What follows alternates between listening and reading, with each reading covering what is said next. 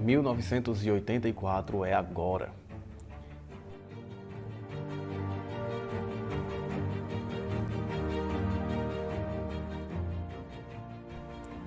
Imagine um mundo governado por um governo tirano, com tecnologia capaz de vigiar tudo e todos.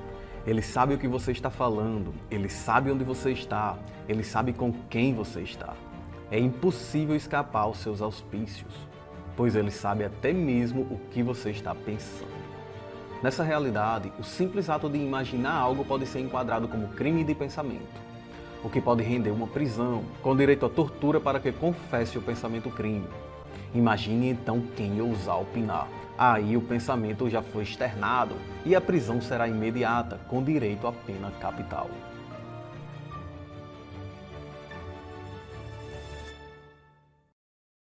Nós estamos dispostos a oferecer a você o seguinte: um bom paredão, onde vamos colocá-lo na frente de uma boa espingarda, com uma boa bala, e vamos oferecer, depois de uma boa pá, uma boa cova, né?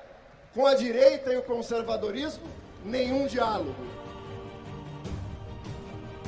Bem-vindo a 1984, distopia escrita por George Orwell e lançada em 1949.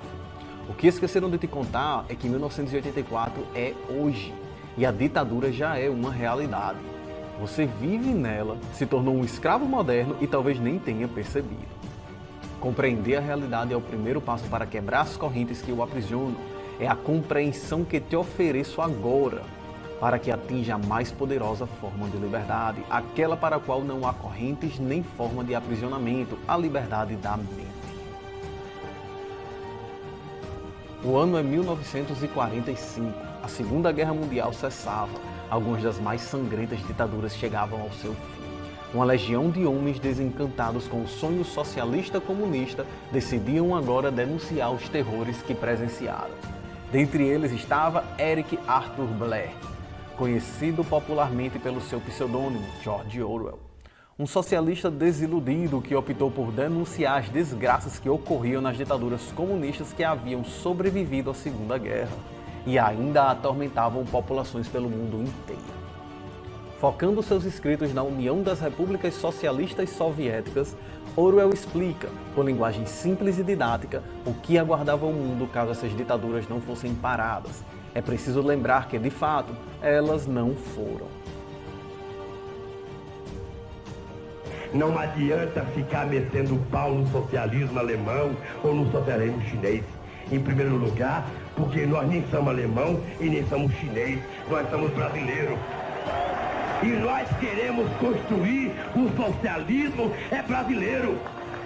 É um socialismo adaptado à nossa cultura, adaptado à nossa forma de organização. Não adianta dizer que em 70 anos o socialismo provou que não é bom.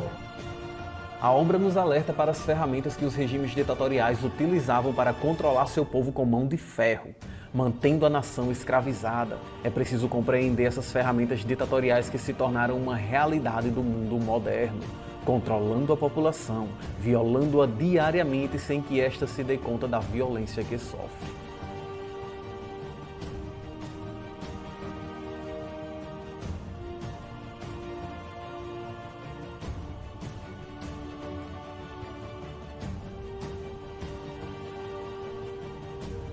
O Grande Irmão. O Grande Irmão surge como uma figura onipresente, onisciente e onipotente. Ele tudo vê, tudo sabe e tudo pode.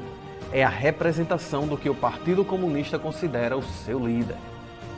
Buscando substituir a noção transcendental de Deus pela imagem secular do homem, os regimes comunistas optam pela divinização do material e a materialização do divino, onde o sagrado se torna um simples tabu a ser superado e o material um ideal a ser alcançado.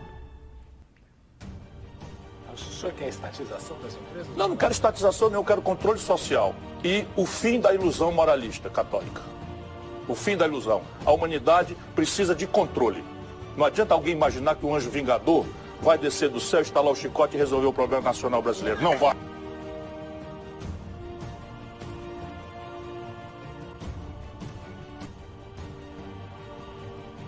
É nesse cenário que o Grande Irmão surge como novo paradigma de ser perfeito, uma criatura a ser respeitada e, quando o respeito não convir, então que seja temido. Vimos isso acontecer com muitos pretensos líderes comunistas que se comparam a Deus. Isso é do Ministério Público. Doutor, se o senhor soubesse quanta gente usa o meu nome em vão, de vez em quando eu fico pensando para as pessoas lerem a Bíblia, para não usar tanto meu nome não.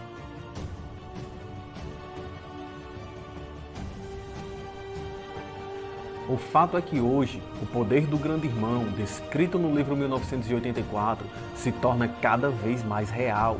Graças ao advento tecnológico, hoje já carregamos o Grande Irmão no bolso e damos a ele todas as informações que necessita, para que saiba onde estamos, com quem estamos e o que estamos fazendo.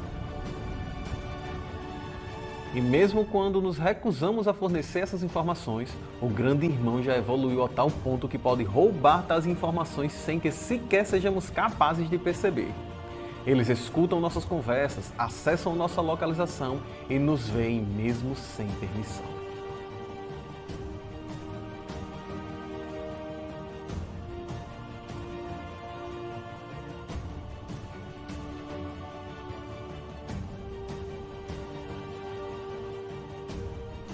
O duplo pensar, a nova língua e o controle da mente.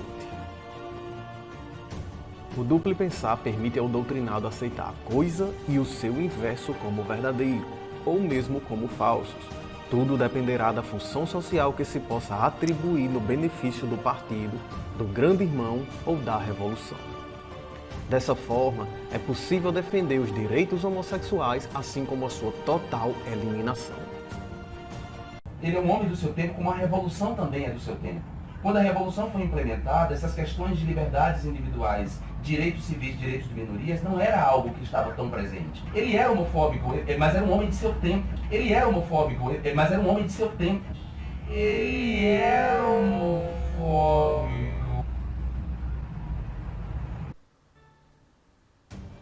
É possível exercer a democracia através de uma manifestação e, em seguida, acusar seus opositores de realizarem manifestações antidemocráticas.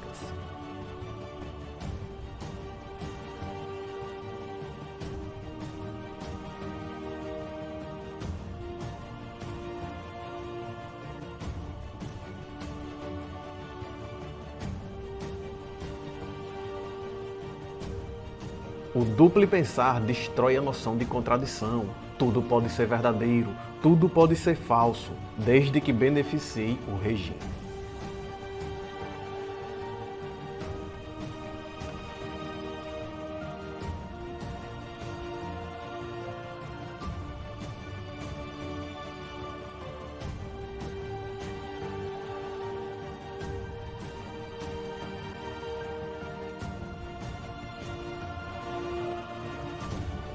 O próximo passo no controle absoluto é controlar a linguagem.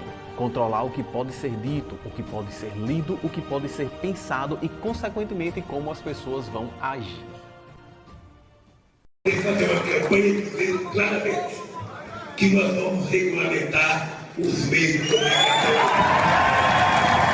É melhor a começar pela regulação dos meios de comunicação. Se alguém controla as informações que você tem acesso, este também controla a forma como você poderá agir perante o mundo. Uma vez que nossas ações, o resultado mesmo da nossa tomada de decisão, estão lastreadas nas informações que dispomos. Um exemplo disso nos foi dado recentemente. Se aceitamos que uma doença letal está à solta, ficamos com medo e aceitamos qualquer ordem, por mais absurda que seja. Se aceitamos que ficar em casa evitará o contato com esta doença, ficaremos presos em casa. Se acreditamos que um medicamento pode nos salvar desta enfermidade, tomaremos o medicamento. Temos sempre uma crença, com base nas informações que recebemos, precedendo uma tomada de decisão. Ou seja, a informação precede a ação, e os ditadores sabem disso, daí o desejo de controlar a informação.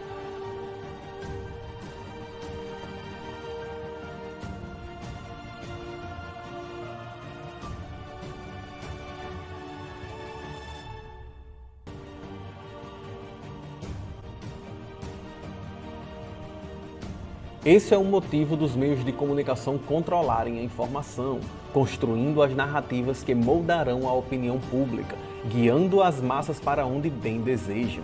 Nesse meio, a censura se torna mais poderosa arma e a história pode ser reescrita à vontade para encaixar nas narrativas contadas, bastando censurar quem ainda tem memória e tenta alertar os demais para as alterações do passado. Quem controla o passado controla o presente, quem controla o presente controla o futuro. Tendo isso em mente, os ditadores modernos já reescreveram a história e não faltam documentos provando o fato. Veja esse da Unesco. As sociedades e, mais particularmente suas instituições governamentais, devem ser consideradas essencialmente como sistemas aprendizes. Ao longo dessa aprendizagem, a história deverá ser reescrita e reinterpretada.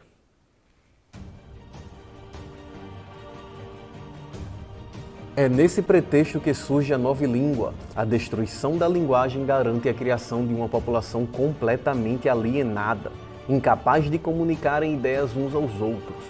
As pessoas perdem a capacidade de pensar logicamente, terceirizando a arte de pensar para outros que, fingindo te ensinar como pensar, te dirão o que pensar e o que fazer. Liguei gás outro dia, várias vezes. Mas a democracia dessa merda. E esse povo falando desse merda do Bolsonaro. Quem deveria falar mal do socialismo? Né? Porque quem tem coisa para dividir? Tem uma zero, né, professor? Oi? Você tem uma zero, né? Acha aí com a comunidade. Que ousado, bicho. Ousado, 2017.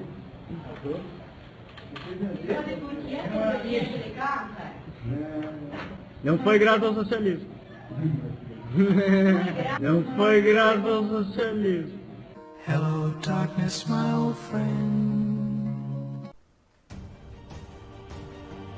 Um exemplo claro disso é a linguagem que vem sendo artificialmente construída por engenheiros sociais, com o objetivo de destruir o senso de identidade. A linguagem busca apagar a clara distinção entre homem e mulher. Incapaz de se reconhecer e identificar o que você é, você poderá ser qualquer coisa, na medida em que não será nada. É como um adolescente com grande potencial, que pode ser um engenheiro, ou talvez um médico, quem sabe um advogado. Ele pode ser qualquer coisa, mas ele não é nada. Ela e ele vai virar ele. Dela e dele vai virar dile. Sue amigue veio aqui. Ele gosta muito de nosse amigue Julia. É nesse cenário que a destruição da linguagem, destruindo a capacidade de expressão, matará a própria essência do ser, que se verá incapaz de determinar quem é. O resultado já é evidente. A incapacidade de expressão destruirá a todos psicologicamente, criando uma geração de deficientes mentais, que enxergarão no Estado a babá ideal. E aqueles que ousarem desafiar o status quo e pensar por conta própria estarão cometendo um crime. O crime de pensamento. O último passo do regime é a criminalização do pensamento, onde, a depender de quem realiza, crimes reais já não importam. O real perigo é o pensamento e a opinião proveniente das diferentes formas de pensar. Já vimos isso acontecer. No Brasil temos deputados acusados de corrupção, pegos com dinheiro enfiado no ânus. Até mesmo deputados acusados de assassinato, andando na Câmara Federal, exercendo um mandato de deputado, enquanto outros deputados são presos e possuem seus direitos de expressão cassados, sendo proibidos de se expressarem em redes sociais, pois sua forma de pensar não condiz com o status quo do sistema. Se corrupção ou assassinatos não ameaçam em nada o sistema, a expressão de ideias pode acabar gerando revolta popular contra o estamento. Os donos do poder compreendem esse risco e agem fervorosamente para que ideias não se propaguem. silenciando seus autores, impedindo-os de pensar e falar. Essas três ferramentas precedem e sustentam as ditaduras. No mundo moderno, as mesmas se tornaram onipresentes. Se não compreendermos os riscos, muito em breve será tarde demais, se é que já não atingimos o ponto sem retorno. 1984, a ditadura distópica já é real. Se você quer uma imagem do futuro, imagine uma bota prensando um rosto humano para sempre. George Orwell.